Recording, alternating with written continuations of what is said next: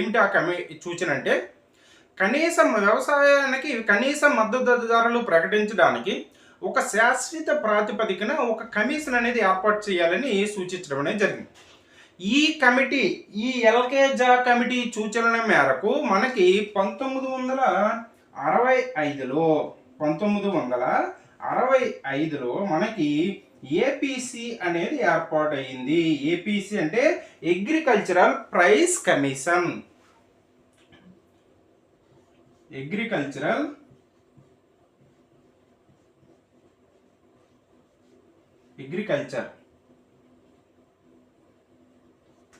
Price commission.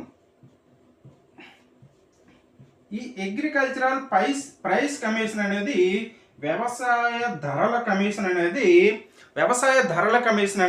1965లో ఏర్పాటు చేయడం అనేది జరిగింది. ఆ తర్వాత మనకి